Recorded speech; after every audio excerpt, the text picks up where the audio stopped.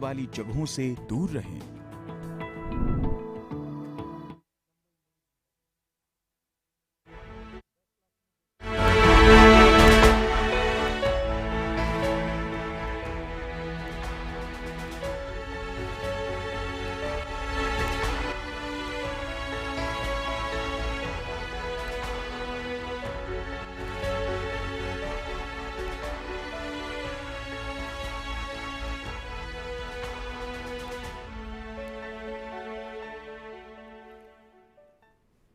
नमस्कार। स्वास्थ्य मंत्रालय और दूरदर्शन के इस विशेष कार्यक्रम में आप सभी का स्वागत है। मैं हूं संजीव उपाध्याय। एक शायर हैं अकील अब्बास जाफरी। उनका शेर है कि रहिए अहबाब से हटकर कि वबा के दिन हैं, सांस भी लीजिए हटकर कि वबा के दिन हैं। यानी महामारी के, बीमारी के दिन हैं। ज़रा अपना ख्याल रखिए, अपने मित्रों से भी दूर रहिए, और अगर किसी के आप नज़दीक जा रहे हैं तो जाहिर सी बात है कोरोना प्रोटोकॉल का पालन कीजिए। ये सब बातें जब हम बताते हैं तो साथ ही साथ ये भी ध्यान आता है कि अगर ये बातें आप किसी को बताइए तो वो आपको तुरंत पलट के बता सकते हैं, लेकिन अपने आसपास जब हम व्यवहार को देखते हैं तो ये हैरानी ज़रूर होती है। बहुत से लोगों ने ये बातें ज़रूर बताई हैं पिछले दिनों में, जब से अनलॉक की प्रक्रिया कुछ जगहों पर शुरू हो रही है, कि बहुत से लोग फिर से उसी तरह से बाजार में जाना, भीड़ इकट्ठी लगा लेना या उस तरह का व्यवहार कर रहे हैं जैसा कि हमने देखा, जिसकी वजह से समस्या हुई। तो क्या हम बार बार इस तरह की गलतियां करते रहेंगे? क्या हम अपनी गलतियों से नहीं सीखेंगे और फिर उसके बाद ये सब मुश्किल सहने के बाद भी हम फिर ये कहेंगे कि ये तो वायरस है और ये वायरस तो रूप बदलता रहता है? दरअसल ये वायरस रूप बदल रहा है, दुनिया भर में इसको लेकर चिंताएं हैं। चिंता हमारे यहाँ भी है, और हमें क्या करना है विशेषज्ञों से बेहतर और कौन बता सकता है। आज हमारे साथ जो खास पैनल है हम उसका परिचय कराना चाहेंगे। हमारे साथ स्टूडियो में यहाँ मौजूद हैं डॉक्टर संजय राय। आप प्रोफेसर हैं कम्युनिटी मेडिसिन एम्स में, और वैक्सीन को लेकर जो ट्रायल्स हो रहे हैं आप उसके प्रिंसिपल इन्वेस्टिगेटर हैं। बहुत स्वागत आपका डॉक्टर राय। आपके साथ इस कार्यक्रम में जुड़ रहे हैं डॉक्टर जी.सी. खिलनानी। आप चेयरमैन हैं PSRI institute of pulmonary critical care and sleep medicine, और जैसा कि हम सब जानते हैं आप इन्हीं विशेषज्ञता के आप हेड और प्रोफेसर एम्स में रहे हैं। बहुत स्वागत डॉक्टर खिलनानी आपका भी। और हमारे साथ डॉक्टर प्रमोद गर्ग जुड़ रहे हैं। आप executive director translational health science and technology institute, और साथ ही आप प्रोफेसर हैं गैस्ट्रोएंटरोलॉजी में अखिल भारतीय आयुर्विज्ञान संस्थान से। बहुत स्वागत डॉक्टर प्रमोद गर्ग आपका भी। चर्चा की शुरुआत करते हैं डॉक्टर संजय राय। सबसे पहले दुनिया भर में जो चिंता अब हो रही है कोरोना वायरस के बदलते रूप को लेकर, उसके वेरिएंट को लेकर, खासतौर से डेल्टा वेरिएंट को लेकर, क्या कहना चाहेंगे? कितना खतरनाक है और इसको लेकर चिंता कितनी जायज़ है? देखिए, ये RNA वायरस है जो SARS-CoV-2 है, और म्यूटेशंस होते रहते हैं। म्यूटेशंस बहुत से म्यूटेशंस हो चुके हैं पूरी दुनिया में, देखें तो हज़ारों से ज़्यादा हो चुके हैं। जब भी रिप्लिकेट करता है वायरस तो वह जो है उनका सीक्वेंस चेंज हो सकता है, किसी भी एरर के कारण से म्यूटेशन होता है, क्योंकि सिंगल स्ट्रैंड ये होता है, तो इसलिए ये होते रहते हैं।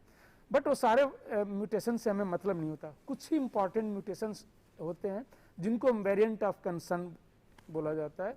इंटरेस्ट हम सभी म्यूटेशंस को देखते रहते हैं, उसको मॉनिटर करते रहते हैं, बट जो वेरिएंट ऑफ कंसर्न उनको हम कहते हैं कि या तो उनकी इन्फेक्टिविटी बढ़ जाए, या पहले से ज़्यादा डेथ होने लगी, उनकी सीवियरिटी ज़्यादा करने लगे, या जो स्टैंडर्ड मैनेजमेंट है उसको बाईपास कर दें। तो इन क्राइटेरियाज पे वेरिएंट ऑफ कंसर्न है।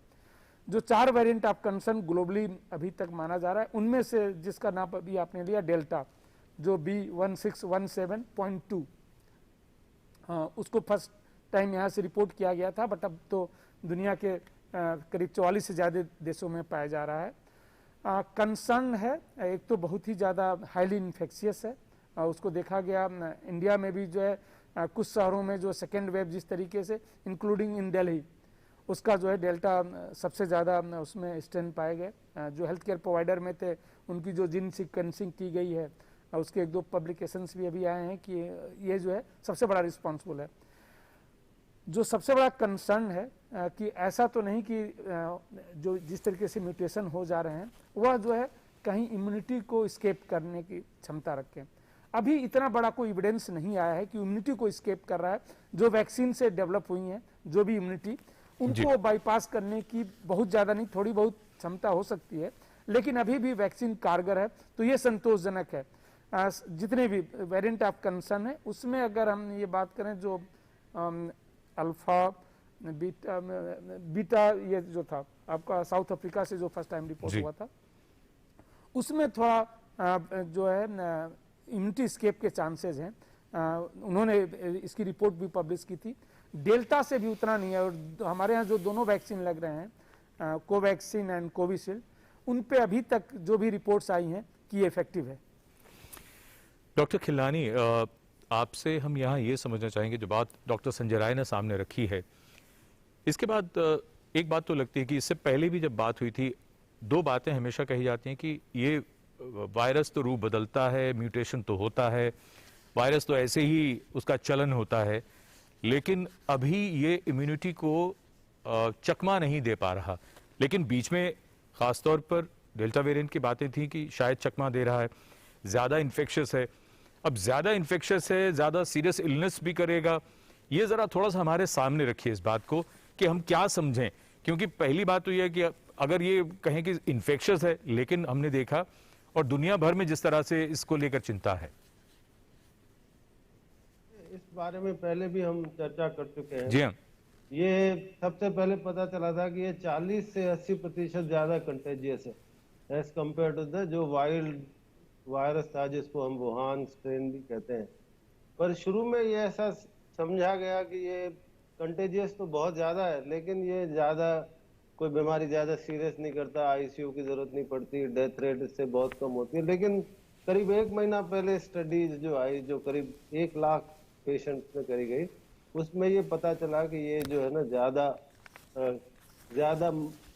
घातक भी है। आईसीयू में ज्यादा लोग जाते हैं, डेथ रेट ज्यादा होती है। मैं अपने कुछ जो एक्सपीरियंस की बात करूं, क्योंकि हम फर्स्ट वेव में हमने मरीजों का इलाज किया था, सेकंड वेव में मरीजों का इलाज किया था। फर्स्ट वेव में हमें एक कॉन्फिडेंस था अपने ऊपर कि हमारी जो सेवाएं हैं वो बहुत अच्छी हैं, हम ऑक्सीजन देते हैं, हम रेमडेसिविर देते हैं, हमने सीखा स्टीरॉयड देते हैं, हाई फ्लो ऑक्सीजन देते हैं, ज्यादातर मरीज ठीक होकर चले जाते हैं। लेकिन जो सेकंड वेव जो आई है, हमने देखा कि मरीज एक तो देर से उनको सिम्टम्स होते थे, और सिम्टम 10वें 11वें दिन एकदम बुखार और तेज आ गया, और फिर सांस फूलने लग गई, ऑक्सीजन कम हो गया, आईसीयू में आ गए। हमने पूरा उनका इलाज किया, 40-40 दिन 50-50 दिन तक वेंटिलेटर पे है या हाई फ्लो ऑक्सीजन पे है या बाईपैप पे, वहां से निकल नहीं पा रहे। तो ये एक क्लिनिकल और वायरोलॉजिकल कोरिलेशन हुआ कि ये कोई दूसरी स्ट्रेन है, ये इसका जो क्लिनिकल रूप है वो दूसरा है।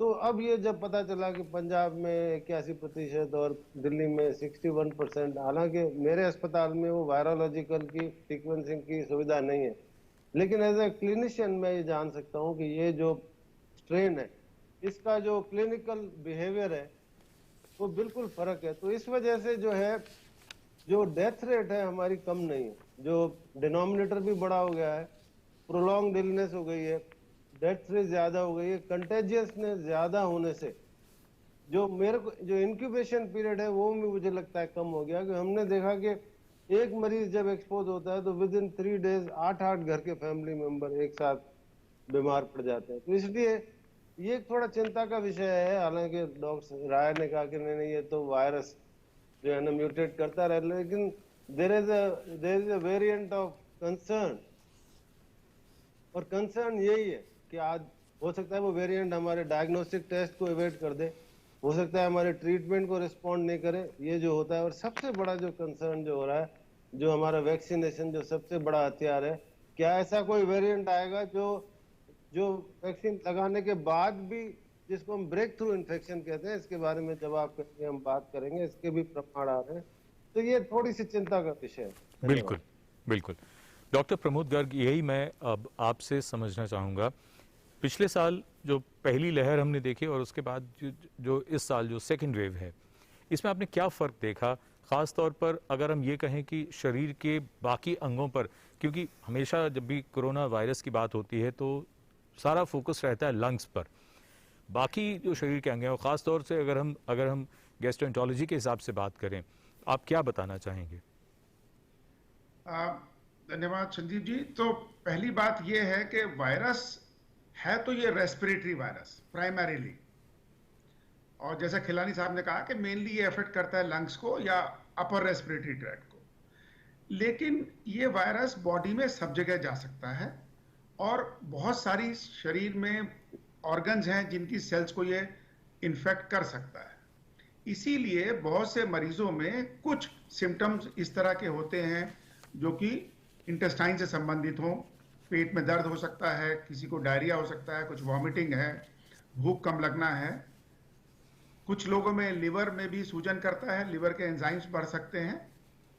लेकिन आमतौर से ये देखा गया अगर इंटेस्टाइन या लिवर वाले इफेक्ट हो रहे हैं तो उससे ओवरऑल बीमारी की सिवेरिटी पे फर्क नहीं पड़ता।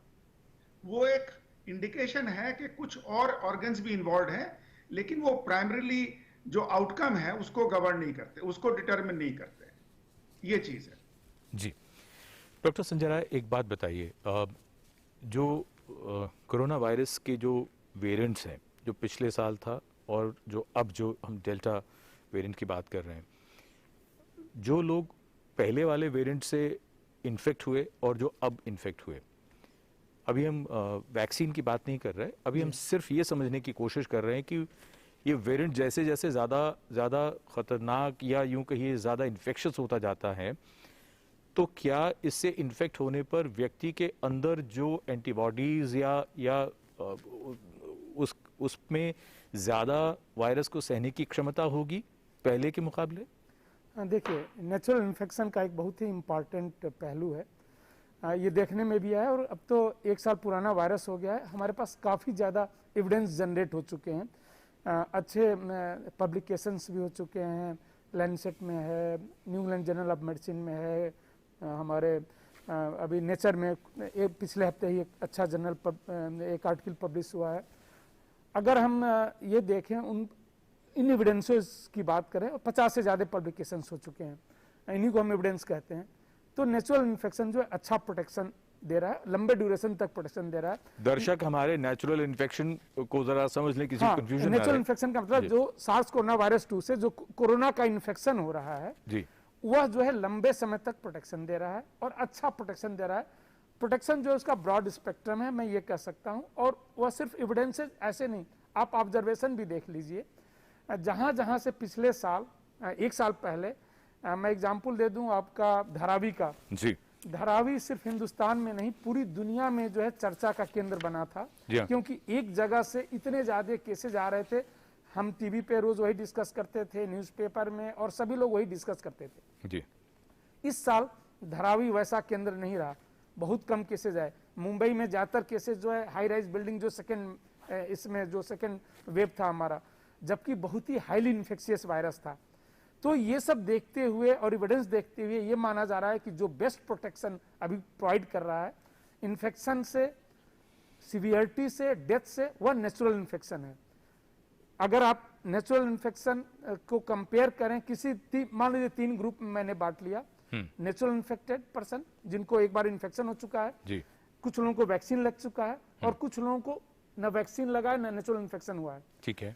तो अगर आप 2 में कंपेयर करें, जिनको वैक्सीन लगा है और जिनको वैक्सीन नहीं लगा है, तो वैक्सीनेटेड पीपल ज्यादा प्रोटेक्टेड है, उनमें डेथ कम है, सीवियरिटी कम है। वैक्सीन जो है ये सबसे बड़ा काम कर रहा है कि जिनको वैक्सीन लगी हुई है, ठीक है, उनमें डेथ कम है, सीवियरिटी कम है, ठीक है, हॉस्पिटलाइजेशन कम है, जो अभी तक का ग्लोबल डेटा है अगर अनवैक्सीनेटेड से कंपेयर करें, ठीक है। लेकिन अगर आप जिनको इन्फेक्शन हो गया था पहले पिछले साल जी, जो जिनको हम कोविड सर्वाइवर कहते हैं, जो उसके बाद रिकवर हो गए, वह जो है आज की डेट में इन्फेक्शन होने का खतरा उनको कम है, जो भी ग्लोबल एविडेंस है। हाँ। और इन्फेक्शन अगर री इन्फेक्शन होता है तो सीवियरिटी होने का खतरा ऑलमोस्ट न के बराबर है। आप बहुत महत्वपूर्ण बात कह रहे हैं डॉक्टर संजय राय। आप ये कह रहे हैं कि अगर 3 जो कैटेगरी आपने बताई, मैं आपकी बात को दोहरा देता हूं दर्शकों के लिए, बहुत महत्वपूर्ण बात है ये। तो इतनी कमाल बात कि जिनको नेचुरल इन्फेक्शन हुआ है आप उनको प्रतिरोधक क्षमता के हिसाब से नंबर 1 पे रखते हैं, उसके बाद जिनको वैक्सीन लग गई है, और तीसरे नंबर पर हैं जिन्हें ना इन्फेक्शन हुआ और ना ही जिन्हें वैक्सीन लगी है। बिल्कुल मैं यही कह रहा हूँ, इवन जो वेरिएंट ऑफ कंसर्न है, हाँ, क्योंकि सारे ही सर्कुलेशन में थे, यहाँ पे नए वेरिएंट भी आए, हाँ। इवन उनसे भी बेटर प्रोटेक्शन दे रहा है नेचुरल इन्फेक्शन। लेकिन इसका मतलब ये नहीं हुआ कि हम सबको एक्सपोज करें, कि नेचुरल इन्फेक्ट करा दें। नहीं तो अब दूसरी बात, जिनको नहीं हुआ है उनके लिए वैक्सीन ही अभी तक हमारा सहारा है, क्योंकि वैक्सीन जो है सीवियरिटी और डेथ को रोक रहा है। तो वैक्सीन इसलिए रिकमेंड हम करते हैं कि आप जो है वैक्सीन लेके जो कम से कम सीवियरिटी और डेथ को तो हम प्रिवेंट करें। अब हम उस बात पे आए जो आपकी बात से बात निकल रही है, वो ये कि आपने रखा उन लोगों को पहले नंबर पे जिनको इन्फेक्शन हो गया, नेचुरल इन्फेक्शन हुआ है। तो क्या ऐसे लोगों को आप रेकमेंड करते हैं कि इनको वैक्सीन लेनी चाहिए या नहीं लेनी चाहिए? नहीं, आज की डेट तक कोई भी हमारे पास ऐसा एविडेंस नहीं है कि उनको वैक्सीन लेने से एडिशनल बेनिफिट होने वाला है। ठीक अच्छा। है, ऐसा कोई एविडेंस है। अनटिल अनलेस जब तक ये एविडेंस ना आ जाए, अभी लेने से कोई फायदा मुझे नहीं समझ में आती कोई एडिशनल बेनिफिट है। इस समय जिस तरीके की वैक्सीन की कमी है, हिंदुस्तान में नहीं ग्लोबली ठीक बात है। बहुत से डेवलपिंग कंट्री में, इस मिसमैच को हम खत्म कर सकते हैं। उनको अभी वैक्सीन न देके जिनको इन्फेक्शन हो चुका है पास्ट में, और उन लोगों पे हमारा ध्यान केंद्रित होना चाहिए जिनको इन्फेक्शन अभी तक नहीं हुआ है। क्यों? उनको वैक्सीन अगर हम दें तो सीवियरिटी को हम काफी कम कर सकते हैं, डेथ को। जो ओवरऑल इम्पैक्ट इसका है, हाँ। सार्स कोरोना वायरस 2 का जो कोविड-19 बीमारी कर रहा है, उसमें इम्पैक्ट को कम कर सकते हैं। इसलिए उनको नहीं देना चाहिए। दुनिया में 17 करोड़ से ज्यादा लोगों को अभी तक इन्फेक्शन डॉक्यूमेंटेड है। एक्चुअल इन्फेक्शन तो कई टाइम ज्यादा बहुत लोगों को हुआ होगा जी। हाँ जी। हिंदुस्तान में लगभग 3 करोड़ हम पहुंच रहे हैं, तो करीबन 6 करोड़ डोज हम यहाँ भी अभी बचा सकते हैं। और अगर कल ये एविडेंस आ जाता है कि उनको देने से बेनिफिट होने वाला है, तब हम उनको दे सकते हैं। आज की डेट तक ऐसा कोई भी एविडेंस नहीं है कि एडिशनल बेनिफिट होने वाला है। WHO का एक अंदाजा था कुछ महीने पहले कि दुनिया भर की शायद 10% पॉपुलेशन जो है वो शायद इन्फेक्ट हो चुकी है। लेकिन यहाँ डॉक्टर संजय राय एक बात बताइए, अब आप ये कह रहे हैं कि जिनको नेचुरल इन्फेक्शन हुआ है उनको वैक्सीन की जरूरत नहीं है, तो कब तक जरूरत नहीं होगी? कब तक उनमें नेचुरल प्रोटेक्शन रहेगा? देखिए, अभी तक जो कुछ पब्लिकेशंस हैं, जो एविडेंसेस की हम बात करें, क्योंकि काफी एविडेंसेस जनरेट हो चुके हैं।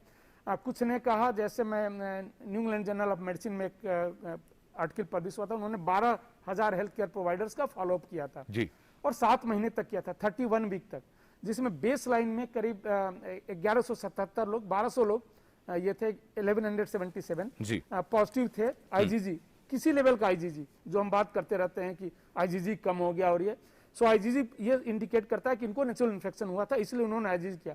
उसके बाद हर 15 दिन पे RT-PCR उसका करके देखते रहे। इवन आफ्टर 7 मंथ, इतना अच्छा सैंपल साइज में भी 2 में RT-PCR पॉजिटिव थी, जिनका आईजीजी निगेटिव था। अच्छा, हाँ, उनमें जो है यानी एंटीबॉडीज नहीं बनी थी। हाँ, जिनमें नहीं बनी थी, एंटीबॉडीज नहीं बनी थी, उनमें 200 के आसपास। अगर मैं जैसे वैक्सीन की इफिकेसी कैलकुलेट करते हैं, सेम वे में मैं इफिकेसी कैलकुलेट करूं तो सीवियरिटी का 100% है, ये कहा जाएगा 100% प्रिवेंट कर रहा है सीवियरिटी और सिम्टम्स 7 महीने तक। मैं इस आर्टिकल का इन्फ्रेंस ड्रा कर रहा हूं। और इन्फेक्शन को भी सेम वे में करूं तो 95% इन्फेक्शन भी प्रिवेंट कर रहा है, जो नहीं हो रहा है। उनको कोई सिम्टम नहीं हुए थे, जो 2 थे।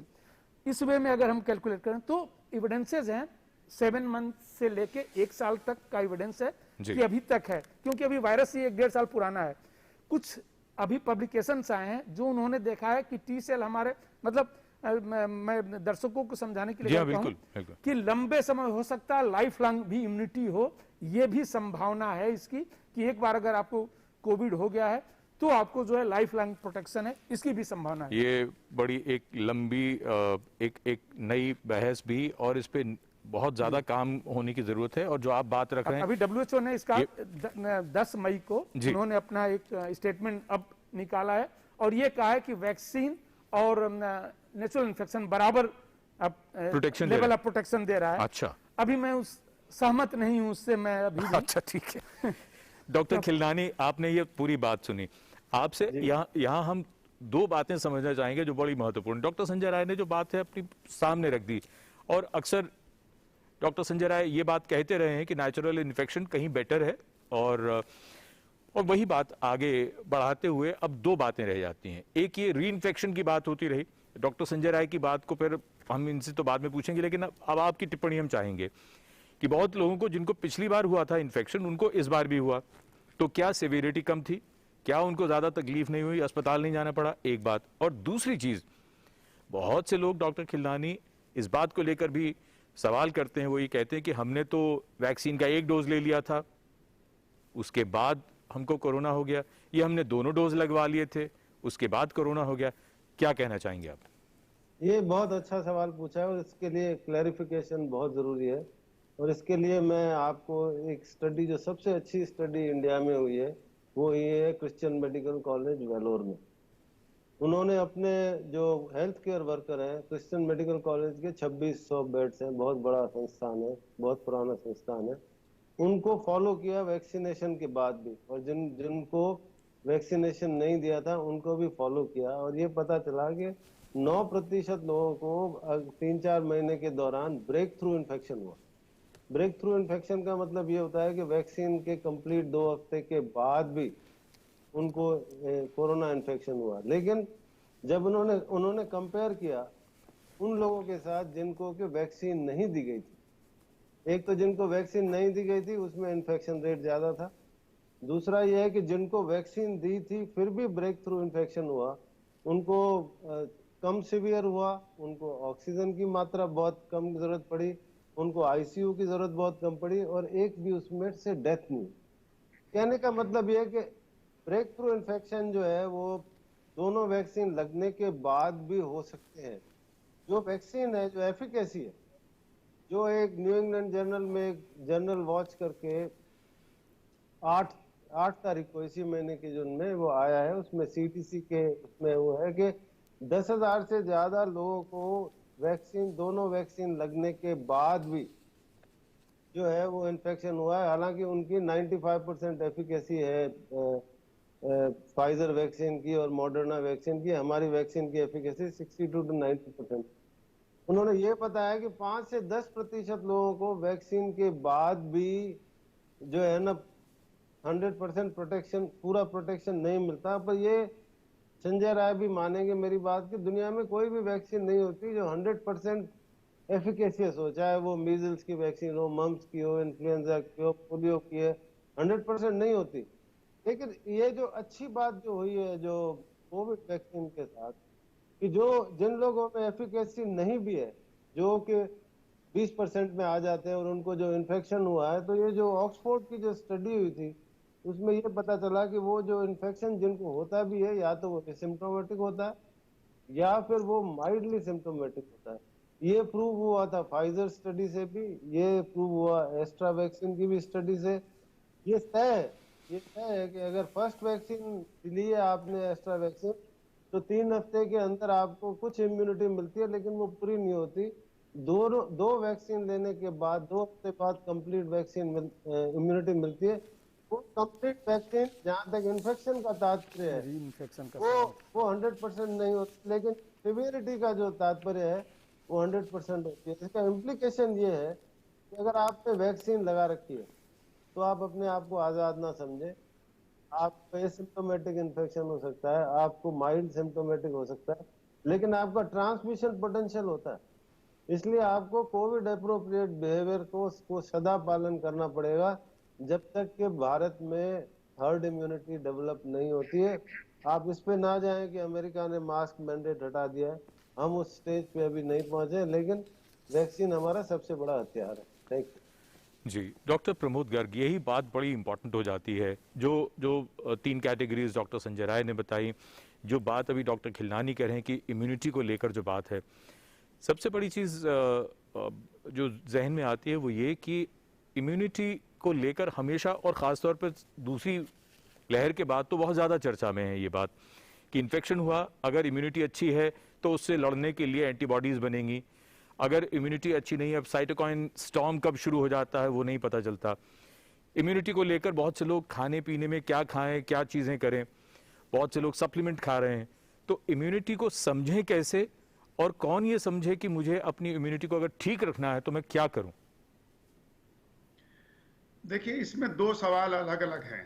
एक सवाल है आपका कि जब वायरस का इन्फेक्शन है या किसी बैक्टीरिया का इन्फेक्शन है तो हमारी बॉडी उसको डिफेंड कैसे करती है, उसी को इम्यूनिटी कहते हैं, उसी को इम्यून सिस्टम कहते हैं। तो अधिकतर लोगों में वायरस और बैक्टीरिया से लड़ने की अच्छी शक्ति होती है, कोई प्रॉब्लम नहीं होती, इम्यूनिटी सबकी ठीक होती है। मतलब अगर आप बात करें 95% 99% लोगों की इम्यूनिटी अच्छी होती है। कुछ लोग अगर किसी ऐसी दवा पे हैं जिससे कि इम्यूनिटी डाउन हो सकती है तो बात दूसरी है, बट अदरवाइज इम्यूनिटी बिल्कुल ठीक होती है। जिन लोगों को कोई और प्रॉब्लम है, मान लीजिए कोई कैंसर का मरीज है, किसी को ट्यूबरकुलोसिस बीमारी जो ट्रीटमेंट नहीं हुआ है और उनकी ओवरऑल हेल्थ अच्छी नहीं है, तो इम्यूनिटी डाउन हो सकती है। ये एक जनरल बात हुई। दूसरी बात हुई, जब आप देखते हैं कि इस वायरस के इन्फेक्शन में, कोरोना में, इम्यूनिटी के दो अलग अलग पहलू हैं। एक पहलू है कि जिनकी इम्यूनिटी बहुत अच्छी है या सभी की अच्छी है, इसलिए 90% लोगों में ये इन्फेक्शन माइल्ड होता है और आराम से ठीक हो जाता है। जो 5 से 10% लोगों में ये डिजीज ज्यादा सीवियर होती है, उसमें हमारा इम्यून सिस्टम थोड़ा सा डिसरेगुलेटेड होता है, यानी कि वो ओवर एक्टिव हो जाता है। तो एक तरह से इम्यून सिस्टम ओवर एक्टिव हो जाता है। जैसे आपने एक वर्ड यूज करा साइटोकाइन स्टॉर्म, उसका मतलब ये है कि साइटोकाइन वर्ड है, साइटोकाइन कहते हैं एक स्मॉल केमिकल मॉलिक्यूल है, और वो किसी भी इंफेक्शन में हमारे बॉडी में बढ़ जाते हैं, ब्लड में अगर हम मेजर करेंगे। अगर वो नॉर्मल चीज है, किसी भी इंफेक्शन में, इन्फ्लेमेशन में बढ़ते हैं, अगर वो साइटोकाइन्स बहुत ज्यादा हो जाएं और बहुत तेजी से बढ़ें तो उसको साइटोकाइन स्टॉर्म कहते हैं। लेकिन ये उन्हीं लोगों में होता है जिनको सीवियर डिजीज होती है, हर एक को नहीं होता जिसको कोरोना का इन्फेक्शन है। तो उसमें हमारा इम्यून सिस्टम थोड़ा हाइपर एक्टिव है। वो उसकी अलग चीजें हैं, वो मेरे ख्याल में दर्शकों को जरूरत नहीं है कि इम्यूनिटी में क्या होता है। अब दूसरा सवाल आपका था कि इम्यूनिटी का खाने पीने से क्या संबंध है, और कुछ लोग विटामिन ले रहे हैं जी। देखिए, एक जनरल एडवाइस वो कोरोना के लिए भी है और किसी और बीमारी के लिए भी है। जनरल एडवाइस है कि आप न्यूट्रिशियस डाइट लीजिए, घर का बना हुआ खाना खाइए, और मेरी अपनी राय ये है कि विटामिन सप्लीमेंटेशन से कोई बहुत फायदा नहीं होता। अगर आप नेचुरल प्रोडक्ट खाते हैं, वेजिटेरियन डाइट खाते हैं, और खास तौर से फ्रूट्स और वेजिटेबल्स का इस्तेमाल करते हैं, वो बेस्ट वे है आपकी इम्यूनिटी को बूस्ट करने का। एक जनरल एडवाइस है 5 फ्रूट्स एंड वेजिटेबल्स, 5 बार सब्जियां और फल खाएं, मौसमी फल जो भी हो। आप सुबह शाम खाने में सब्जी लें और 2 या 3 फल लें, जो भी फल आ रहे हो। ये बेस्ट तरीका है आपकी इम्यून सिस्टम को ठीक रखने का। डॉक्टर प्रमोद गर्ग, एक छोटी सी टिप्पणी और चाहेंगे आपसे। जब हम विटामिन वगैरह की बात करते हैं तो सबसे ज़्यादा पिछले दिनों जिनको बीमारी हुई और जिनको बीमारी नहीं थी, वो सब के सब जिंक, विटामिन सी और विटामिन डी पर तो बहुत जोर है कि इसको खाइए, और बड़ी स्टोरीज हैं, इस तरह की खबरें बहुत हैं, बड़े एक्सपर्ट्स कहते हैं। आप क्या कहते हैं? देखिए, इन जनरल मेरी एडवाइस है कि विटामिन लेने से कोई बहुत फायदा नहीं होगा। ये एक जनरल एडवाइस है। अब जहां तक जिंक का, विटामिन सी का सवाल है, ये भी मैं समझता हूं लेने की जरूरत नहीं है, और ये भी फ्रूट्स में खूब अवेलेबल है। जैसे सिट्रस फ्रूट्स है, संतरा है, मौसमी है, नींबू है, इनमें सब में विटामिन सी अच्छा होता है। अब विटामिन डी का एक अलग स्टोरी है। विटामिन डी क्या हुआ, पिछले 8-10 सालों में एक ऐसा हुआ कि साहब हिंदुस्तान में सबको विटामिन डी की बहुत कमी है और सबको विटामिन डी दें। अब मैं बहुत से ऐसे मरीज जानता हूं जो हर every week 60,000 unit of vitamin D खा रहे हैं, और उनके लेवल्स बहुत हाई चले जाते हैं। पूछे क्यों खाने साहब, वो कहा था किसी ने कि विटामिन डी कम है इसलिए खा लीजिए। तो एक पर्टिकुलर लेवल तक हमें देखना है कि हमारा अगर उससे काफी कम है तो विटामिन डी का सप्लीमेंटेशन की जरूरत है। रेगुलर सप्लीमेंटेशन नहीं करना चाहिए। इनफैक्ट ये विटामिन एक ऐसा है जो बॉडी में स्टोर हो जाता है। तो हमारे कुछ विटामिन हैं जो कि अगर हम ज्यादा लेंगे तो यूरिन के थ्रू बाहर निकल जाएंगे। कुछ हैं जो बॉडी में स्टोर होते हैं, वो फैट सॉल्युबल होते हैं। विटामिन डी एक उस तरह का विटामिन है, तो उसको ज्यादा मात्रा में मेरी राय में बिल्कुल नहीं लेना चाहिए।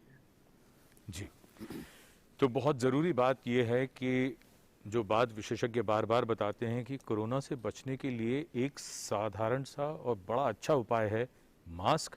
वो संदेश एक बार देख लेते हैं और फिर लौटते हैं और फिर और चर्चा को हम आगे बढ़ाते हैं। चलो मिलकर एक शुरुआत करें, चलो एक फैसला आज करें, मास्क नहीं तो टोकेंगे, कोरोना को रोकेंगे, चलो एक इरादा करते हैं, चलो खुद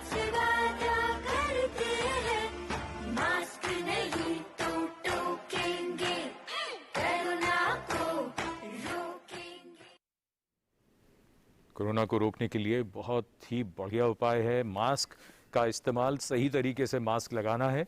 और बहुत ज़रूरी बात, अब कार्यक्रम में वो नंबर जिसका आप सबको इंतज़ार होगा हमारे विशेषज्ञों से प्रश्न पूछने के लिए, तो नंबर स्क्रीन पर आप नोट कर लीजिए। वो नंबर 011 दिल्ली का STD कोड और स्टूडियो का नंबर 23097532। इस नंबर पर फ़ोन करें और विशेषज्ञों से प्रश्न पूछ सकते हैं। डॉक्टर संजय राय, आप कुछ कह रहे हैं? हाँ, जी। मैं कहना चाहता था जी। डॉक्टर खिलानी ने जो कहा वैक्सीन के बारे में 100 नहीं 200% मैं उनसे एग्री करता हूँ जी। कि वैक्सीन जो है प्रिवेंट कर रहा है डेथ। और जो जिस स्टडी का उन्होंने CMC वेल्लोर का जिक्र किया जी। वो उससे बिल्कुल सहमत हूँ कि वैक्सीन डेथ प्रिवेंट कर रहा है और हम शुरू से कर रहे हैं। जी। बट नेचुरल इन्फेक्शन पे चूंकि डॉक्टर खिलानी जो है पेशेंट भी देखते हैं और मुझे लगता है सबसे ज़्यादा कंसल्टेशन भी देते हैं। जी।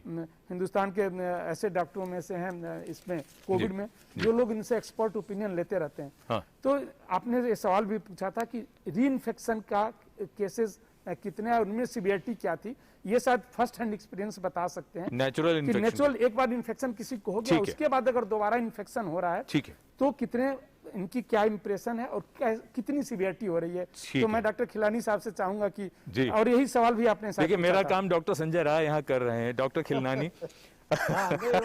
सॉरी संजय, मैं वो अच्छा, हम बहुत स्वागत मैं- करना चाहेंगे डॉक्टर समीरन पांडा भी हमारे साथ जुड़ गए हैं। जो नमस्कार डॉक्टर समीरन पांडा, आप डायरेक्टर हैं ECD डिवीजन ICMR से और आप डायरेक्टर नारी। बहुत स्वागत डॉक्टर पांडा। और डॉक्टर खिलनानी जी, आपसे जो सवाल था। नहीं ये संजय, सॉरी मैंने पार्शियल आंसर किया। ये सच है कि हमने जो जितने पेशेंट देखे हैं, आज की बात करें तो 3 करोड़ लोगों को इन्फेक्शन हो चुका है और हम लोगों ने इतने सारे पेशेंट्स को ट्रीट किया। इस बार इस आउटब्रेक में हमने बहुत सारे पेशेंट ऐसे देखे जो फुल्ली वैक्सीनेटेड थे या पार्शियली वैक्सीनेटेड थे और उनको इन्फेक्शन हुआ। वो बहुत बड़ा नंबर है हेल्थ केयर वर्कर्स का भी, अदरवाइज।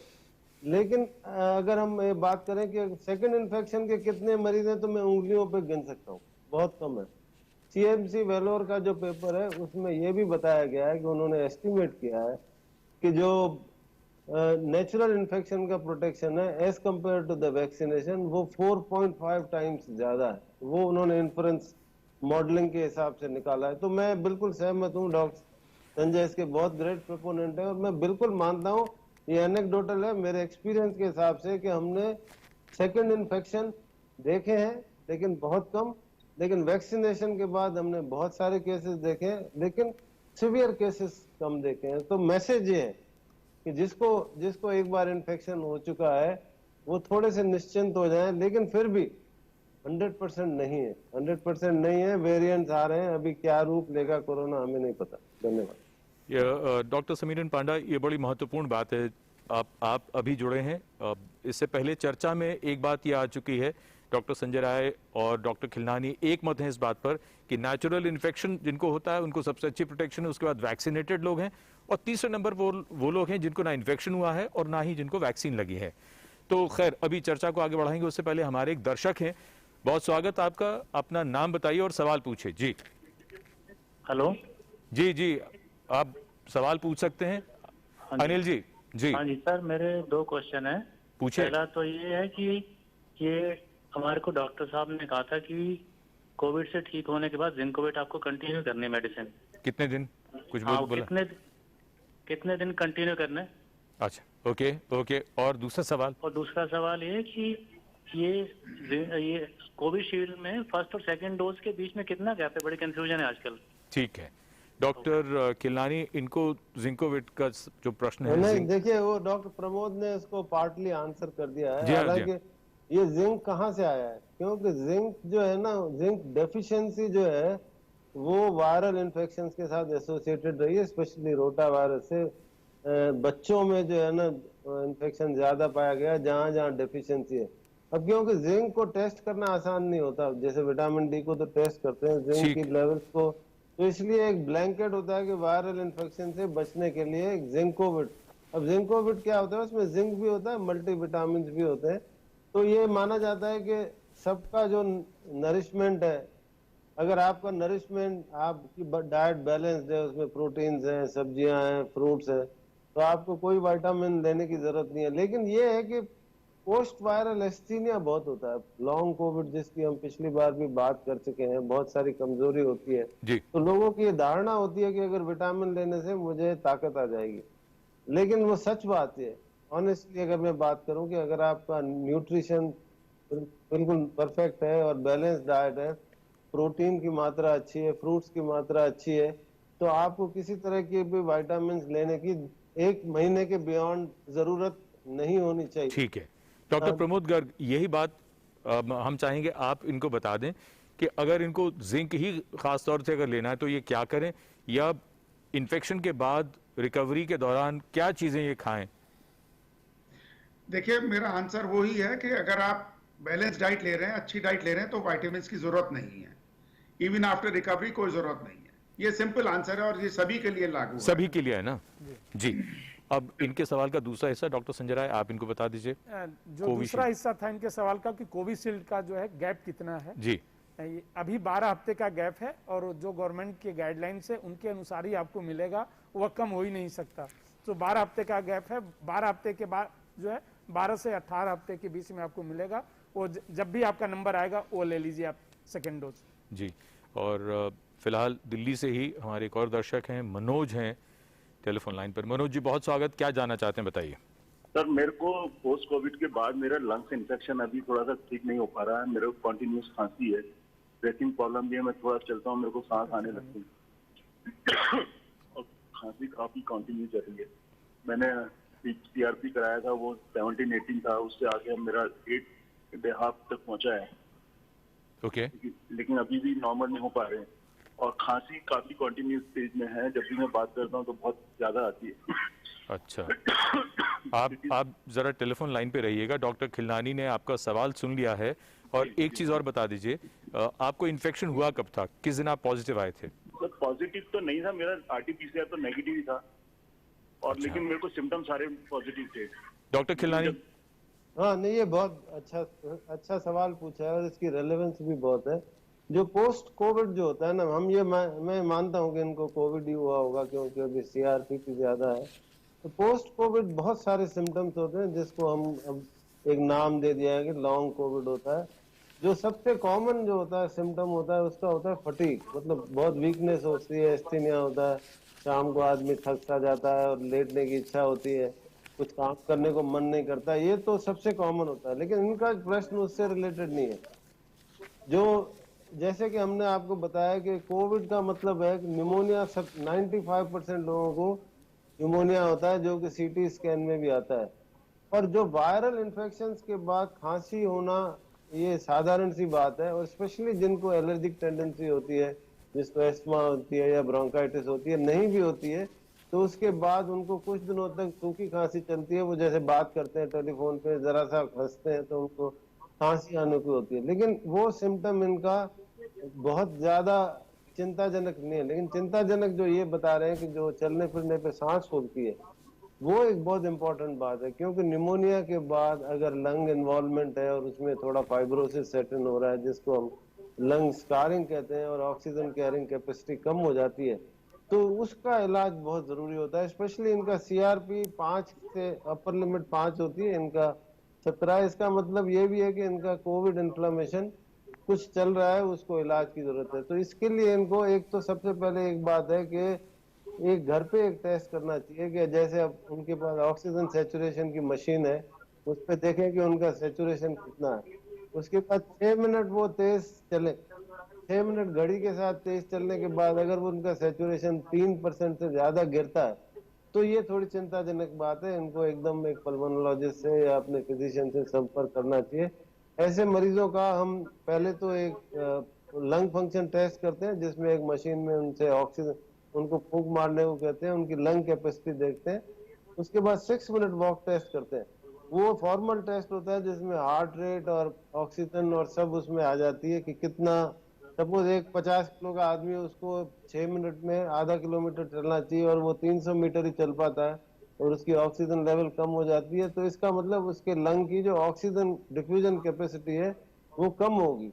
तो ऐसे सूरत में उनका फिर सीटी स्कैन करते हैं। एक्सरे से बहुत ज्यादा इंफॉर्मेशन नहीं मिलती है, और सीटी स्कैन से हमें पता चलता है कि उनको निमोनिया का कितना प्रकोप है। इनका कोई रेडियोलॉजिकल इन्वेस्टिगेशन नहीं हुआ, और सीटी स्कैन में अगर कोई ऐसा निमोनिया आता है या फाइब्रोसिस आता है उसका फिर विशेष इलाज किया जाता है। तो मुझे इनसे सलाह ये है कि आप प्लीज अपने डॉक्टर से मिलें और अपनी जांच करवाएं और लंग फंक्शन टेस्ट, और जरूरत पड़ेगी तब तो सीटी कराएंगे, इसकी जांच जरूरी। ठीक।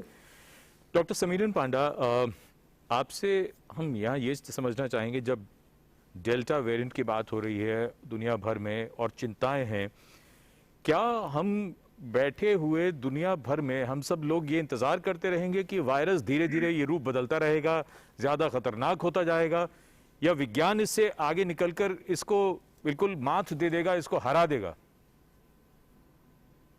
जरूर, ये जो सवाल आपने पूछा ये बहुत महत्वपूर्ण सवाल है। वेरिएशन जो होते हैं, जब वायरस अपना आंकड़ा बढ़ाने का कोशिश करते हैं, दैट इज कॉल्ड म्यूटेशन, और म्यूटेंट्स जो निकल के आते हैं ये that is known, that is normal to happen. Particularly ये जो आरएनए वायरस है, SARS-CoV-2 का बात हो रहा है, उसमें ज्यादातर ये मिलता है, देखा जाता है। लेकिन ये जरूरी नहीं है कि ये म्यूटेंट्स जो आएंगे वो हमारा जो इम्यूनिटी है, नेचुरल इन्फेक्शन का वजह हो या वैक्सीन लगाने की वजह से हो, उसको पूरा एस्केप कर जाएंगे और हमें वो बीमारी फैला देंगे, और इस तरीके से फैलेंगे कि फर्स्ट वेव का बाद सेकेंड वेव, उसका बाद मल्टीपल वेव्स आते रहेगा। ये जो एक भय का बतावट फैलाने का जो चल रहा है खबर, ये गलत है। जी। मैं पहला बात ये करना चाहूंगा कि जो इम्यूनिटी हमें मिलता है नेचुरल इन्फेक्शन का वजह या after the vaccination, those immunities which are produced are yet effective, maybe थोड़ा बहुत कम हो सकता है लेकिन still effective। तो हमें क्या करना चाहिए, ये नया वेरिएंट हो या पुराना जो सर्कुलेटिंग स्ट्रेन हो, फैलता है एक ही तरीका से। सो हमें ये जो मान के चलना चाहिए कि सावधानी जो बरतना चाहिए ड्यूरिंग दी पब्लिक गैदरिंग हो वो अवॉइड करनी चाहिए। बाहर जाते समय या घर में इकट्ठा हो रहा है 4-5 आदमी, मास्क को इस्तेमाल करना चाहिए।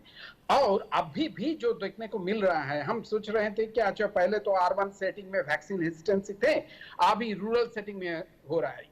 बात ऐसा नहीं है, और ये भी चर्चा हो रहा है अर्बन सेटिंग में जो लोग रहते हैं वो पढ़े लिखे आदमी हैं, वो आसान तरीका से समझ जाता है, उसमें इतना वैक्सीन हेजिटेंसी नहीं है, ये भी गलत है।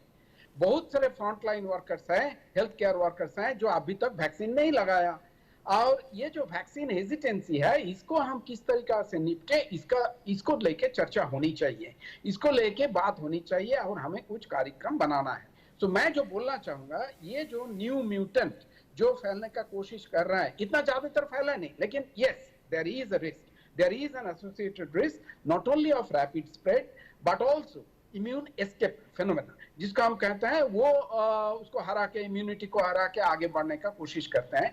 ये अवश्यमा भी नहीं है कि ये होके ही रहेगा, नहीं। तो हमें वैक्सीन लगाना चाहिए, और जो प्रायोरिटी ग्रुप हैं, मान लीजिए frontline worker, health care workers 45 and with comorbidities, उसमें 70 या 75% को वैक्सीन लग जाता है, और उसका बाद धीरे धीरे हम नीचे का तरफ जो एज ग्रुप है उसी का तरफ आगे बढ़ते हैं, और वैक्सीनेशन ड्राइव को हम अपना लेते हैं और वैक्सीन अपनाते हैं, तब इसको हम जरूर, ये जो संक्रमण फैलने का संभावना दिखाई दे रहा है उसमें हम रुकावट ला सकते हैं। द क्रक्स और the most important thing is, जो डिस्ट्रिक्ट्स में अभी टेस्ट पॉजिटिविटी रेट 5% से कम है, उसी में हम सैचुरेट कर देते हैं, तो ये आग का माफिक आप समझेंगे कि वो कोई दबानौल जिसको हम कहते हैं जंगल में फैलते हैं, जिधर आग बढ़ने लगता है उसी में वो पेड़ को काटा दिया जाता है, वो काट के हम फेंक देते हैं क्योंकि वो आगे ना बढ़े। तो इसीलिए जिस गांव में या डिस्ट्रिक्ट्स में, क्योंकि अभी तो गांव में फैल गए हैं, तो उधर 5% से कम टेस्ट पॉजिटिविटी रेट है, और उधर वैक्सीनेशन ड्राइव के वजह हम इसको सैचुरेशन पॉइंट हम ला सकते हैं कि 70 to 75% of the people are covered with the vaccination.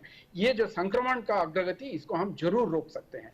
2 important चीज याद रखना है, हमें टेस्ट पॉजिटिविटी रेट कम होते हुए भी वैक्सीनेशन ड्राइव को जारी रखना है, उसी डिस्ट्रिक्ट में, उसी गांव में, और सेकंड उसी का समय हमें सावधानी बरतना चाहिए और मास्क को इस्तेमाल करना चाहिए, लेकिन not a neck mask, not a chin mask, A correct and consistent use of face mask. These two together will certainly be able to stop the transmission of this new mutant. Absolutely. और बड़ी महत्वपूर्ण बात है, टीका लगवाना है जिनकी भी बारी आ चुकी है, और दूसरी बात ये कि कोरोना अप्रोप्रिएट बिहेवियर रखना है। डॉक्टर प्रमोद गर्ग, एक बात, चूंकि हम सब चाहते हैं कि कोरोना से बचे रहें, हमें या हमारे किसी भी अपने को ये इन्फेक्शन ना हो, लेकिन सोशल मीडिया पर आने वाली बहुत सी ऐसी चीज़ें हम चाहेंगे कि आप उस पर अपने विचार रखें। ख़ास तौर से खान पान को लेकर बहुत सी ऐसी पोस्ट आपने भी ज़रूर देखी होंगी कि आप ये खा लीजिए, नींबू नाक में डाल लीजिए, पता नहीं क्या क्या कर लीजिए, फिटकरी के कुल्ले कर लीजिए, या स्टीम इतनी तेज़ आप वो लीजिए कि वो नाक में ही वायरस मर जाता है। ऐसी तमाम बातों के लिए आप क्या कहना चाहेंगे, क्योंकि लोगों के लिए ये भी मुश्किल है कि हर बात का स्पष्टीकरण वो विशेषज्ञों से, आप जैसे लोगों से नहीं ले सकते। क्या कहना चाहेंगे? बड़ा सिंपल आंसर है साहब इस बात का कि जो सोशल मीडिया पे या अनऑथेंटिक सोर्सेज से जो भी आपको चीजें मिल रही हैं उनसे आप दूर रहें। और देखिए, कुछ ऐसी चीजें भी हो सकती हैं जो आपको हानिकारक भी हो सकती हैं, और मैं कुछ बहुत चीज़ों का जिक्र भी नहीं करूंगा यहाँ पे, लेकिन फिर भी कई चीजें ऐसी हैं जो कि नुकसानदेह हो सकती हैं। तो इन जनरल जो सरकार की तरफ से चीजें आपको बताई जाती हैं, और बार बार उसको आपने भी अपने चैनल के माध्यम से दिखाया, मास्क पहनना है, ठीक से बिहेवियर करना है, हैंड हाइजीन करनी है, यही चीजें जरूरी हैं, और खाने पीना ठीक रखना है, और किसी चीज की जरूरत नहीं है आपको कुछ भी करने की। ये सिंपल आंसर ये है। ठीक है, क्योंकि डॉक्टर गर्ग, मुश्किल ये है कि कई बातें इस तरह से लिखी जाती हैं कि आपको लगता है कि शायद ये सच होंगी, और बहुत से लोग करते हैं, फोन करके दूसरों को कहते हैं कि आप भी ये करिएगा, लेकिन आपने जवाब दे दिया ऐसा कुछ नहीं करना, सिर्फ वही करना है जो सरकार द्वारा जो बातें कही जाती हैं। और फिलहाल बात बड़ी सिंपल साहब, देखिए कुछ भी कहिए, इतना ज्यादा इन्फेक्शन हुआ, लेकिन फिर भी मैं ये कहूंगा कि लोग डरे नहीं इस बीमारी से। 90% से 95% में बीमारी माइल्ड होती है, अधिकतर लोगों को एसिम्प्टोमेटिक होती है जो कि मालूम ही नहीं पड़ती है। और डॉक्टर राय साहब ने भी बताया कि भाई सीरो सर्वे पता लगता है उनको एंटीबॉडी बनी हुई है, इन्फेक्शन हो चुका पता ही नहीं लगा, और ऐसे बहुत से मरीज होते हैं। तो ये बात जरूर है कि भाई इन्फेक्शन बहुत तेजी से फैला इस बार, और बहुत ज्यादा इससे लॉस ऑफ लाइफ हुआ। फिर भी मैं कहूंगा पब्लिक से कि डरे नहीं, एहतियात जरूर रखें, पूरी प्रिकॉशन जरूर रखें, लेकिन डरने की जरूरत नहीं। ठीक। और फिलहाल गाजियाबाद से वीके वर्मा जी हैं टेलीफोन लाइन पर। वर्मा जी, बहुत स्वागत, क्या जानना चाहते हैं, बताइए। हाँ, मेरा ये है, मैंने अपनी 2 डोज लगवाई है कोवैक्सीन की। ठीक। और 4 हफ्ते बाद मैंने एंटीबॉडी टेस्ट कराया, वो नेगेटिव आया। अब मुझे क्या करना चाहिए? अच्छा, डॉक्टर संजय राय। हाँ, देखिए, जैसा पहले भी बताया था कि कोई वैक्सीन 100% इफेक्टिव नहीं होती, लेकिन इसका 2 आंसर हो सकता है। एक तो सिर्फ एंटीबॉडीज ही नहीं बताता है कि आप प्रोटेक्टेड हैं। एंटीबॉडीज जो है वो जो सेलुलर हमारी इम्यूनिटी है और एक ह्यूमरल इम्यूनिटी है, मतलब जो इम्यून सिस्टम है हमारा, उस काफ़ी कम्प्लेक्स मैकेनिज्म है। अच्छा। उसमें से एक हिस्सा है जिसको हम ह्यूमरल इम्यूनिटी कहते हैं, जिसमें हम मेजर करते हैं एंटीबॉडीज का। अगर एंटीबॉडीज ना होना ये नहीं डिनोट करता कि आप प्रोटेक्टेड बिल्कुल नहीं, ऐसा नहीं है। हो सकता है 0 एंटीबॉडीज होने पे भी आपका अगर इम्यून सिस्टम उसको याद कर लेता है, इम्यूनोलॉजिकल मेमोरी डेवलप कर लेता है, और कोविड के केस में हो रहा है कि वो इम्यूनोलॉजिकल मेमोरी डेवलप, जो नेचुरल इन्फेक्शन हो रहा है उसके बाद इम्यूनोलॉजिकल मेमोरी डेवलप हो रहा है। ये कोवैक्सीन इन्होंने लगाया है, वो ऑलमोस्ट नेचुरल इम्यूनिटी जैसा ही, नेचुरल इन्फेक्शन जैसा ही मिमिक करता है, क्योंकि डेड वायरस को जो है हम इनोकुलेट कर रहे हैं, शरीर के अंदर दे रहे हैं। हो सकता है, मैं ये नहीं कह सकता कि प्रोटेक्टेड 100% है, पहली बात कर दिया कि 100% इफिकेसी नहीं है। ये भी हो सकता है कि वो प्रोटेक्टेड हो, एंटीबॉडीज नहीं बना है। तो ये कहना बहुत ही मुश्किल है इस समय कि आप पूरी तरीके से प्रोटेक्टेड हैं कि नहीं है। सो इसलिए जो है हमेशा जो है कोविड अप्रोप्रिएट बिहेवियर को भी फॉलो करना पड़ेगा। मास्क पहनते रहिए, डिस्टेंस मेंटेन रखिए, ये सब करते रहिए। हो सकता है कुछ दिनों बाद एंटीबॉडीज बने, या आप प्रोटेक्टेड हैं एंटीबॉडीज 0 रहते हुए भी। डॉक्टर खिलनानी, एक बात यहाँ पर हम ये समझना चाहेंगे आपसे, जैसा अभी लॉन्ग कोविड की बात हो रही थी, बहुत से ऐसे मामले सामने आ रहे हैं कि लोग पहले अस्पताल में भर्ती हुए, उसके बाद आईसीयू में गए, ठीक होकर घर चले गए, और कुछ दिन बाद, 1 महीने बाद दोबारा उनकी तबीयत बिगड़ती है। तो अब एक तरह की चिंता लोगों में उनमें है जिनको ये इन्फेक्शन हुआ और जो बीमार रहे कुछ दिन, और उसके बाद अब फिलहाल तो ठीक हैं, लेकिन उनको लगता है कि कहीं हम बीमार तो नहीं पड़ जाएंगे फिर से। क्या कहना चाहेंगे आप उनके लिए? नहीं, ये जो मैंने बताया आपको कि फटीग और ये सब होता है, तो इसको बताने के लिए मैं कुछ सिम्टम्स बताना चाहूंगा जो बड़े कॉमन है जी। उसमें। एक तो मरीज को लगता है कि मुझे बुखार हो रहा है, अंदर से सिरहन जिसको कहते हैं ना, ठंडक लगती है। थर्मामीटर में देखेंगे 99, 80, 90, 98.5 और 98.4 के एरो के उधर चला गया थोड़ा बुखार, तो उनको लगता है कि बुखार हो गया। उसके अलावा ये है कि उनको इमोशनल डिस्टर्बेंसेस बहुत होते हैं, नींद बहुत डिस्टर्बेंस होती है, महीनों तक अच्छे से नींद आती है, बार बार खुल जाती है, पसीने आने लग जाते हैं। बॉवल डिस्टर्बेंसेस बहुत हो जाते हैं, जिनको बिल्कुल रेगुलर मोशन पास होता था उनको बार बार आ जाता है, कभी हल्का सा डायरिया हो जाता है, फिर कुछ खा लेते हैं, कुछ ठीक हो जाता है। उसके अलावा शरीर में दर्द, जोड़ों में दर्द, ये बहुत कॉमन है। खांसी की बात मैं कर चुका, लेकिन ये है कि अब हर आदमी, लेकिन अगर आपको कंसिस्टेंटली 99.5 के ऊपर बुखार है कंसिस्टेंटली, या फिर आपको चलने फिरने से सांस फूल रही है, मतलब आप एक सीढ़ी चढ़े तो भी आपकी सांस फूल रही, या 15 मिनट चलने से सांस फूल गई, नॉर्मली आप 1 घंटा वॉक किए करते हैं और ये लगातार हो रहा है और उसके साथ साथ ऑक्सीजन भी कम हो रही है, या फिर आपकी इतनी तबीयत खराब है, एकदम भूख खत्म हो गई, आप कुछ काम नहीं कर पा रहे, ये 3 चीजें हैं जो चिंता का विषय है, जिसको इन्वेस्टिगेशन की जरूरत है। वो इन्वेस्टिगेशन हम ब्लड काउंट्स और सीआरपी, जो कि पिछले कॉलर ने भी कहा, करते हैं, फिर जरूरत पड़ती है तो उसको आगे भी इन्वेस्टिगेट करते हैं। लेकिन ये जो इटली में जो शोध हुआ था पिछले साल, जिसमें जब 2 महीने बाद लोगों से पूछा गया कि आपकी तबीयत कैसी है, तो सिर्फ 12% लोगों ने कहा कि हम बिल्कुल परफेक्टली ऑलराइट। ठीक। 88% लोगों को कुछ सिम्टम है। तो ये जरूरी है कि समझना कि अगर आपको ये 3 सिम्टम नहीं है और बाकी जो छोटे मोटे जो सिम्टम्स हैं, तो ये बहुत चिंता का विषय नहीं है। अनफॉर्चुनेटली ये बीमारी ऐसी है कि शरीर के हर सेल को, इसके अलावा न्यूरोलॉजिकल सिम्टम्स भी मैं आपको बताना चाहूंगा। तो उसमें क्या होता है कि आदमी को भूलने की थोड़ी आदत हो जाती है, या फिर पैरों में झंझनाहट होती है, कॉग्निटिव डिसफंक्शन, चलते चलते कुछ भूल गए, और कई जो एल्डरली होते हैं उनको डिमेंशिया प्रेसिपिटेट भी हो जाता है। लेकिन ये थोड़े समय बाद ठीक हो जाएगा। हाँ, लेकिन मैं बस एक मिनट और लूंगा इस बारे में। लेकिन कोई एक चीज जो हार्ट होता है, क्योंकि ये प्रोथ्रोम्बोटिक डिसऑर्डर है, तो जो हार्ट होता है उसको कभी कभी अफेक्ट करता है इन टर्म्स ऑफ मायोकार्डाइटिस, जिसमें कि हार्ट रेट बहुत तेज हो जाती है, सांस फूलने लग जाती है, कभी कभी हार्ट अटैक्स भी हो जाते हैं। लेकिन मेरी आपसे के जरिए ये हिदायत रहेगी, कई लोग बहुत मैराथन रनर्स होते हैं और फिटनेस फ्रीक होते हैं जो अपने आप को टेस्ट करना चाहते हैं, उनसे ये हिदायत होती है कि 6 से 8 हफ्ते तक विगरस एक्सरसाइज नहीं करें, क्योंकि कई इंस्टेंसेस हुए हैं जहां लोगों ने एकदम एक्सरसाइज शुरू करी, उनकी सडन डेथ हो गई हार्ट अटैक होकर, ठीक, या क्लॉटिंग की वजह से। तो इसलिए अपने आप को सोचें कि आपको एक बीमारी हुई है, धीरे धीरे अपने आप को रिहेबिलिट करें। जिनको लंग इन्वॉल्वमेंट है वो ब्रीदिंग एक्सरसाइज करें, प्राणायाम करें, उसमें जो है अनुलोम विलोम, भस्त्रिका और कपाल भारती और भ्रामरी, ये 4 प्राणायाम है, ये पॉइंट ऑफ व्यू से अच्छे होते हैं। धन्यवाद। ठीक है, अब कार्यक्रम में जितना समय बचा है उसके हिसाब से एक हमारे दर्शक हैं आर के पुरी साहब हैं दिल्ली से, उनका प्रश्न लेते हैं और उसके बाद आप चारों से हम ये जरूर समझना चाहेंगे चलते चलते आपके संदेश के तौर पे कि आप क्या बताना चाहेंगे। उससे पहले पुरी साहब बहुत स्वागत, क्या जानना चाहते हैं जल्दी से पूछ लीजिए। जी सर, मेरा ग्रैंडसन है जी, 18 इयर्स का है जी, और उसका सीआरपी अभी हमने कराया, दैट इज 5.2 mg पर लीटर। ओके, तो क्या उसको कोवैक्सीन या कोविशील्ड कोई भी अभी लगवानी चाहिए? डॉक्टर खिलनानी। हाँ, अगर उनको कोई सिम्टम नहीं है और अगर उनको कोविड पहले नहीं हुआ है, तो आपको एक तो सीआरपी कराना नहीं चाहिए था, आपने अपने लिए कंफ्यूजन पैदा किया।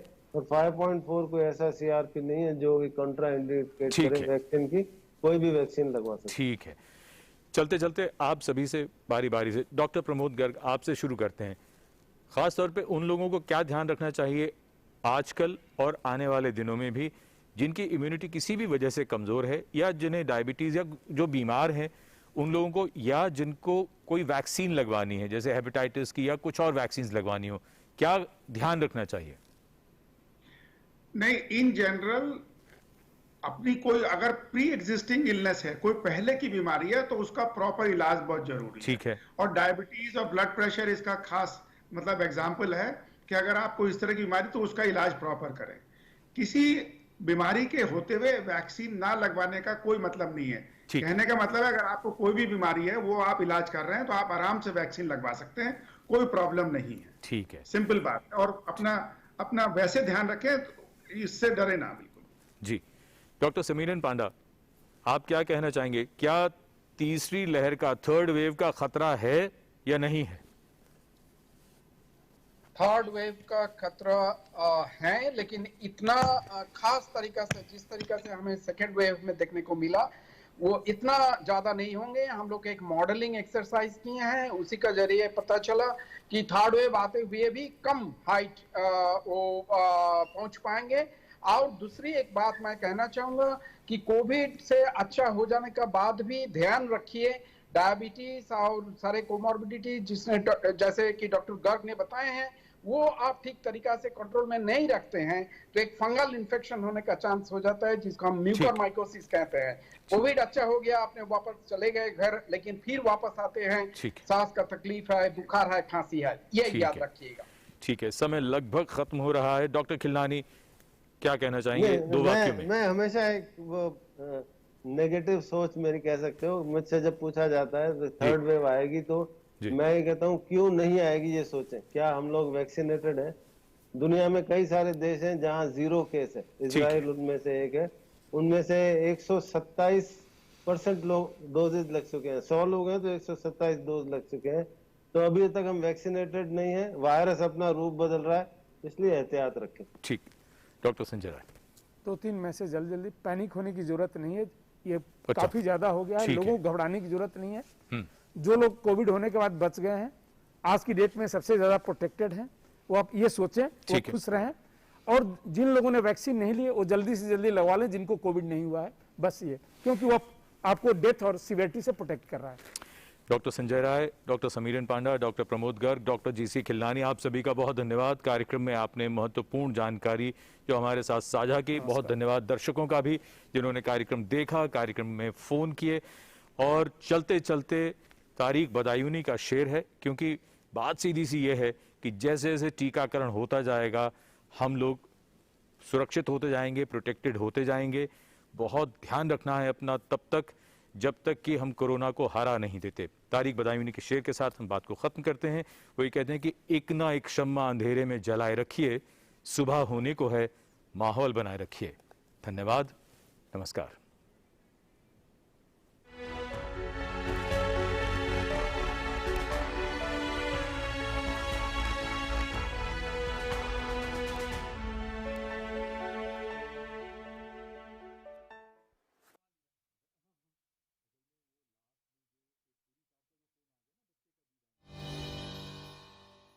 चलो चलो चलो टेक अ ब्रेक, चलो वहाँ हर बाइट में रियल मिल्क है जहाँ। चलो चलो चलो let's all go for an Amul ice cream. चलो चलो चलो मन किया कुल्फी खाना है, दिल को जो बहलाना है।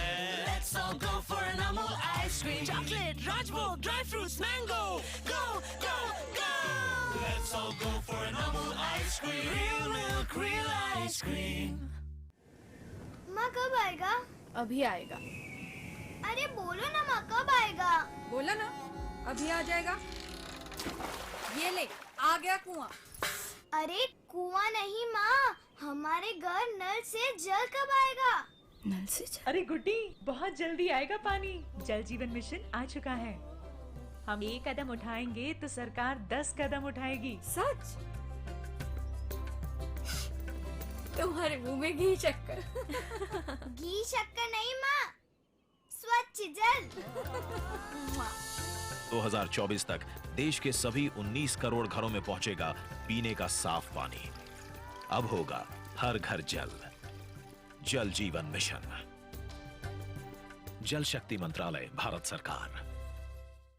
क्या शर्मा रहा है? दांत खाज खुजली है, सबको होती है। जालिम लोशन मुझे दादी ने दिया और बोली चर्म रोगों पर पड़े भारी। जालिम लोशन है पुराना खिलाड़ी, जो पुराना वही बेहतर है। जालिम lotion, fastest, trusted, tested, TDO से। जालिम lotion.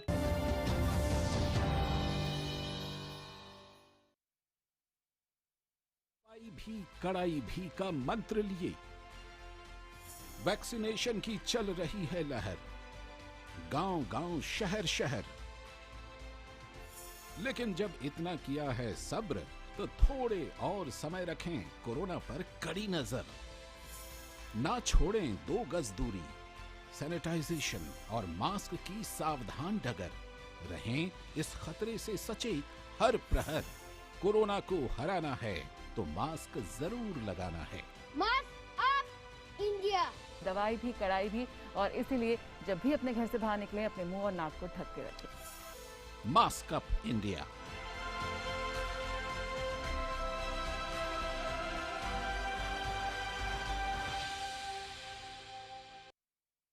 Your window to rising India.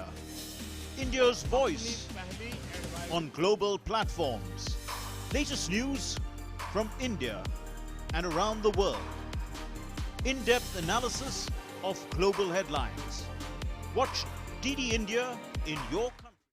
Night के प्रायोजक हैं Amul, the taste of India और वंडर सीमेंट। जब भी आए भला कर जाए।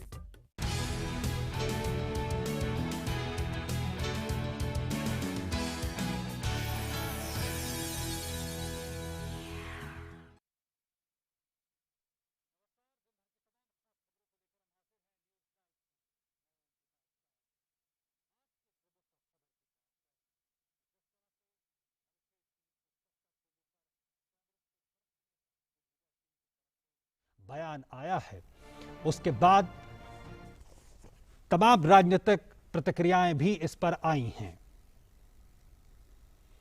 और